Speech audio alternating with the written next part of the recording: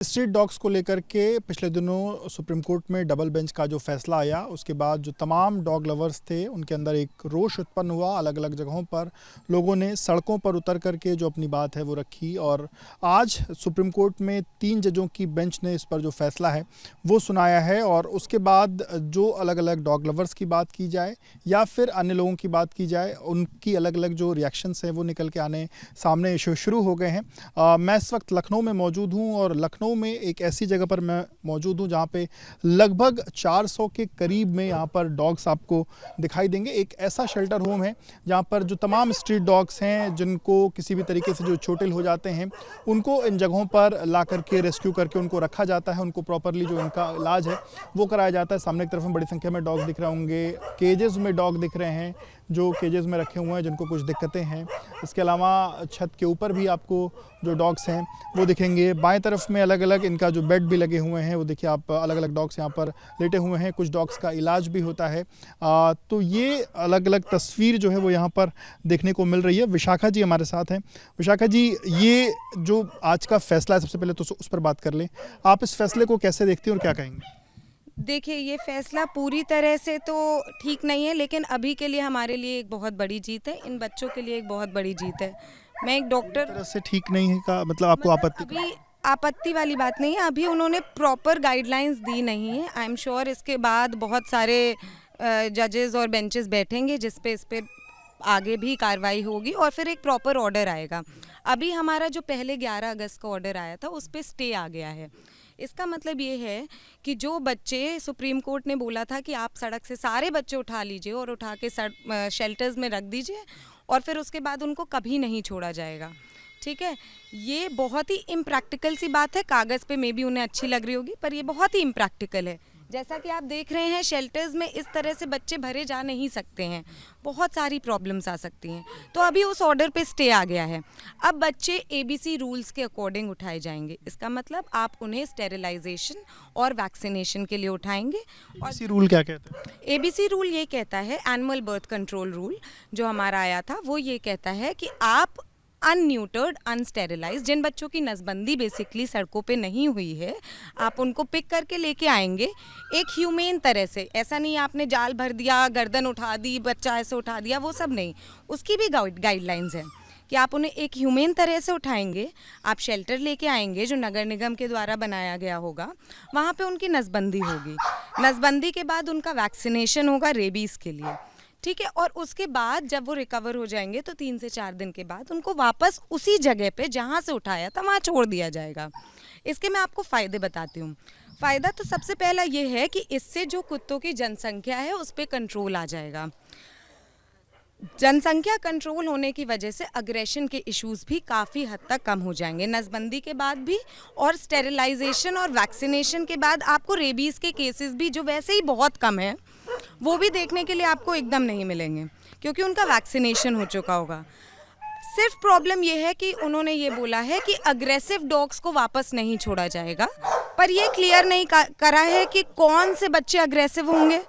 कौन कहेगा कि ये बच्चा अग्रेसिव है? हो सकता है बच्चा मेरे पास आराम से आ जाए, आपके पास ना आए, ठीक है, उसके अपने रीजंस हो सकते हैं। तो कौन ये चीज़ बोलेगा कि अग्रेसिव है? कैसे ये रूल्स कौन से हैं? कौन ये निर्णय लेगा कि ये बच्चा अग्रेसिव है?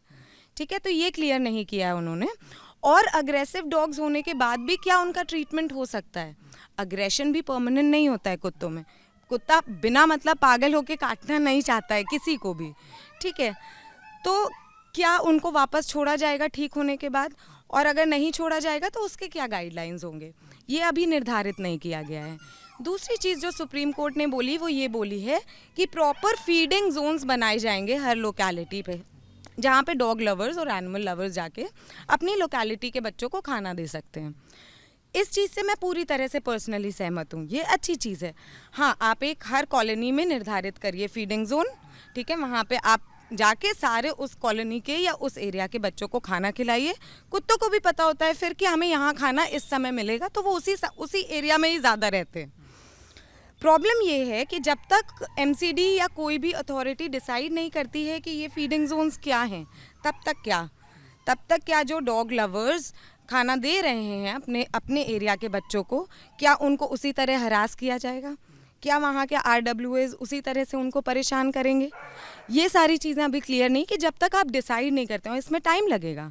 पूरे दिल्ली में अगर आपको फीडिंग स्पॉट्स डिसाइड करने हैं तो उसमें MCD को टाइम लगेगा। तो ये है कि MCD के साथ साथ बाकी देश में भी ये चीज़ें एनालिसिस में लागू हैं। हाँ, तो तब तक क्या, जब तक आप फीडिंग जोन्स नहीं डिसाइड करते हैं तब तक क्या हम खाना नहीं दे सकते? और अगर हम दे रहे हैं तो क्या बाकी लोग हमें परेशान करेंगे? ये सारी चीज़ों पे अभी डिस्कशन होना बचा है। Overall I am very happy कि ये स्टे आ गया है। एटलीस्ट हमारे बच्चों की अब जान खतरे में नहीं है। एक जो चीज़ आई कि अगर उनको उस वक्त मतलब रेस्क्यू करने के लिए ले जाया जाएगा, उस वक्त अगर कोई रोकता है तो 25,000 रुपये का जुर्माना, NGOs कोई रोकते हैं तो 2 लाख रुपए का जुर्माना। इस तरीके की जो बातें कही गई, आप इसको कैसे देखते हो, क्या कहेंगे? इस चीज़ को एटलीस्ट सुप्रीम कोर्ट ने तो नहीं कहा है, ठीक है? तो जब तक सुप्रीम कोर्ट की तरफ से ये स्टेटमेंट्स नहीं आते तो हम इसे नहीं मानते हैं। आज उसमें यही है, आज के जो हमारा आज का रूल आया है उसमें भी उन्होंने ये चीज़ बोली है कि अगर कोई भी सुप्रीम कोर्ट के गाइडलाइंस को नहीं फॉलो करता है तो उसे कंटेम्प्ट ऑफ कोर्ट माना जाएगा, विच इज़ एब्सोल्युटली ओके। लेकिन हर जैसे हमारे जो ABC रूल्स हैं और वो बहुत ही डिटेल डिस्क्रिप्शन पे दिए गए हैं, आप AWBI की वेबसाइट पे जाके पूरा देख सकते हैं उसको। पर जब आप उसको देखेंगे तो उसमें भी ये चीज़ लिखी हुई है कि जितने भी कुछ, एक सेकेंड रितेश इसको देख लो एक बार, वहाँ गाय भी है, उसको खाना खिला रहा है। हाँ, तो जितने भी ये बच्चे हैं, ये कहाँ जा रहे हैं, कौन लेके जा रहा है, कब वापस आएंगे और इनकी जियो टैगिंग, ये सारे आपको local NGOs, local volunteers, local animal lovers के साथ मिलके ही करने पड़ेंगे, ठीक है? क्योंकि वो उस एरिया के बच्चों को ज़्यादा अच्छे से जानते हैं। हो सकता है आप कुत्ता पकड़ने आए, आपको नेट या जाली का इस्तेमाल करना पड़े उसे पकड़ने के लिए, पर जो रोज़ खाना देता है वो उठाएगा गोद में और रख देगा आपकी गाड़ी में, है ना? तो आपका ये जो ये जगह है, यहाँ पर आप कैसे इन लोगों को लाती हैं, इन कुत्तों को कैसे लाती हैं और कैसे क्या? देखिए, यहाँ पे बेसिकली हम जो बीमार जानवर होते हैं, जो जिनको चोट लग जाती है, उन बच्चों को लेके आते हैं। तो जैसे लखनऊ में कभी भी किसी को भी पता चलता है कि यहाँ पे, और उन्हें हमारा पता होता है या गूगल से वो हमारा नंबर निकालते हैं, तो वो हमें एक लोकेशन और उस बच्चे का वीडियो भेजते हैं। हम यहाँ से किसी को भेजते हैं, वो उस बच्चे को रेस्क्यू करके लेके आते हैं, यहाँ उसका इलाज होता है पूरा, और इलाज होने के बाद हम उसकी नसबंदी करवाने के बाद, वैक्सीनेशन करवाने के बाद उसी लोकेशन पे वापस छोड़ देते हैं। वापस आप लोग छोड़ देते हैं? वापस छोड़ देते हैं, वरना हमारे पास बीमार बच्चों के लिए जगह कैसे बचेगी? जगह तो लिमिटेड है, रिसोर्सेज लिमिटेड है, तो हमें फोकस उन बच्चों पे करना है जिनका इलाज कराने वाला कोई नहीं है। अभी किस तरीके के बीमार यहाँ पर डॉग्स आपके पास हैं या क्या लोगों के पास हैं? देखिए, इनका नाम भूरा है, ये पैरालाइज्ड बच्चा है, ये हमारे पास पिछले 3 साल से था, इसको किसी ने डंडा मार दिया था, तो अब ये पीछे के पैर बिल्कुल यूज़ नहीं कर सकता है। सिंस पीछे सेंसेशन नहीं है तो ये अपने आप को ही काट लेता है, तो इसलिए इनको कॉलर पहना के रखा हुआ है।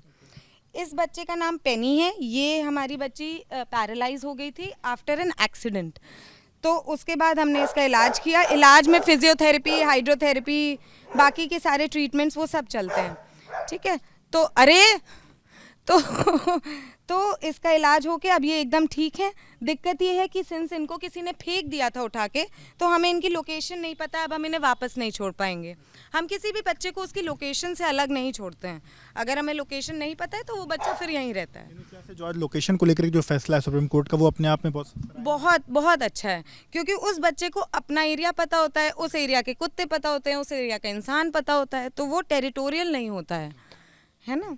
तो बाकी ये हमारे पास भी पैरालाइज्ड आई थी, इनकी तो 6 हड्डियाँ टूटी थी, पर अब ये पूरी तरह रिकवर है, इनको हम अडॉप्शन पे डालेंगे। तो ऐसे बच्चे जो अडॉप्ट हो सकते हैं, हम ट्राई करते हैं कि उनको एक अच्छा घर मिल जाए। जैसे मैंने ग्लूकोज की बोतल्स देख रहा हूँ, वो क्या इलाज है, क्या है? तो यहाँ पे जो इस तरफ जो बच्चे हैं, ये सारे बच्चे बहुत बीमार हैं, इनका रोज़ ट्रीटमेंट होता है, रोज़ जो भी इनका इलाज चलना होता है वो चलता है। अब जैसे हमारे पास कल ये गाय का बछड़ा आया है, ये गाय का बछड़ा भी चल नहीं सकता है, पीछे से पैरालाइज हो गया है क्योंकि किसी गाड़ी वाले ने मार दिया था, वो 1 महीने का बच्चा है, तो उसका भी यहाँ इलाज होगा। जब वो चलने लगेगा तो हम फिर देखते हैं उसके साथ क्या कर सकते हैं, क्योंकि उसे तो वापस भी नहीं छोड़ सकते हैं, ठीक है? तो उसकी बोतल्स, ये जो मुझे दिखे, इनको क्या दिक्कत है?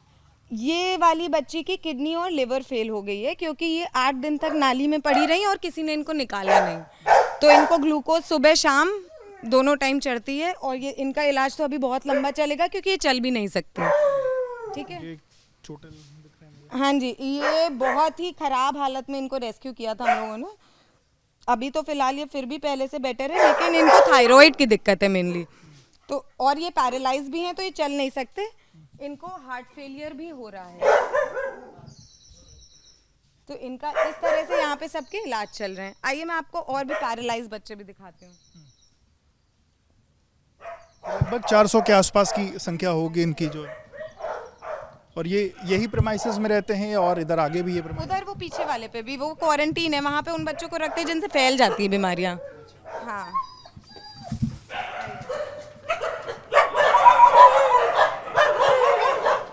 यहाँ अंदर हमने उनको रख रखा है जो थोड़ा सा काट सकते हैं या आप लोग को परेशान कर सकते हैं, तो ये बच्चे अंदर उधर इसलिए हैं। बाकी आइए ये जैसे ये मैगी है, ये अंधी है, इनको दिखाई नहीं देता, तो जब ये लगभग 2 महीने की थी तब ये हमारे पास आई थी। किसी बच्चे ने इनकी आंख ज़बरदस्ती खोल दी थी, छोटे बच्चे ने, तो तब से इनको दिखना बंद हो गया है। तो ये अभी हमारे पास 3 साल से हैं पर इनको दिखाई नहीं देता है।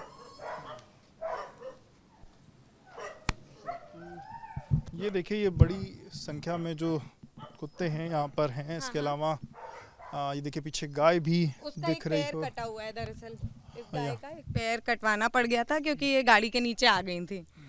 यहाँ पे अभी हमारा देखना रितेश, यहाँ पे अभी हमारा एक सेक्शन और बनेगा और यहाँ पे हमारे सारे पैरालाइज बच्चे हैं, इनमें से कोई भी चल नहीं पाता है। बिल्कुल, तो ये जो हैं बड़ी संख्या में यहाँ पर जो डॉग्स हैं वो देखे जा सकते हैं। और आज हालांकि जो सुप्रीम कोर्ट का फैसला आया है, जो डॉग लवर्स हैं उनका कहना है कि ये एक तरीके से अभी तक का बैलेंस फैसला है। हालांकि अभी एक जो स्पेसिफिक गाइडलाइंस जब आ जाएंगी तभी स्पष्ट जो बात है वो कही जा सकती है, क्योंकि अभी जो चीज़ें निकल के सामने आई हैं कि जहां पर खाना दिया जाए वो एक जगह निर्धारित हो, किस तरीके से लोगों को पकड़ा जाएगा, कैसे छोड़ा जाएगा, ये तमाम अलग अलग विषयों पर स्पेसिफिक जो गाइडलाइंस उसके आने के बाद ही और विस्तृत तौर पर इस पर चर्चा की जा सकती है। पर फिलहाल फैसला पिछले वाले फैसले की अपेक्षा ये फैसला डॉग लवर्स को अच्छा लग रहा है। कैमरामैन प्रेम सिंह के साथ विवेक राय, बीपी न्यूज़, लखनऊ।